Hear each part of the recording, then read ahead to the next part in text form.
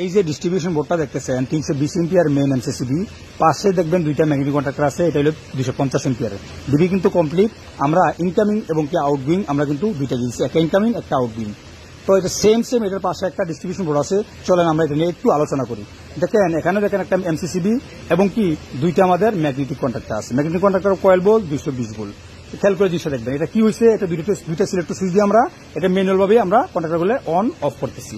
4টে fuse আছে এই যে উপরে দেখেন, 3টে হলো ROIB এবং কি একটা আমরা দিছি আমরা নিচে যে এই যে সিলেক্টর সুইচগুলো দেখতেছেন এই সিলেক্টর সুইচের জন্য 4টে ফিউজ। খেয়াল করে বিষয়গুলো দেখবেন। তো আমার উদ্দেশ্যটা কি, এই যে দেখেন 320 এম্পিয়ার একটা মেইন এমসিসিবি আর এখানে দুইটা ম্যাগনেটিক কন্ট্যাক্টর আছে। এখানে একটা হলো ইনকামার গেছে, একটা আউটগোয়িং গেছে। খেয়াল করে দেখবেন, একটা ইনকামার এবং কি একটা আউটগোয়িং। তো আরেকটা যে আমার উপরে যে কন্ট্যাক্টর আছে দেখেন, এই কন্ট্যাক্টরটা এটা কিন্তু খালি আছে। এইটা এই যে হোলটা দেখতেছেন, এই হোলটা দিয়ে কিন্তু আমাদের আউটগোয়িং চলে যাব।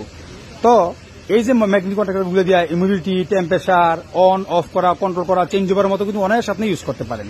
তো এটা হচ্ছে আমাদের 250 এম্পিয়ারের দুইটা ম্যাগনেটিক কন্ট্যাক্টর।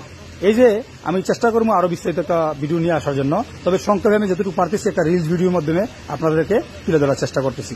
এই কন্ট্যাক্টর গুলো দিয়ে কিন্তু আপনারা অনেক কিছু করতে পারবেন। এটা 220 ভোল্ট এলো পাওয়ার ভোল্ট, একটা নিউট্রাল এবং কি ফেজ আপনারা কিন্তু দেখতে পাচ্ছেন। এই যে দেখেন এখানে A1 এবং কি পাশে আপনারা এই যে A2 পাইয়ে যাবেন। এই যে 100 থেকে 250 ভোল্ট AC/DC।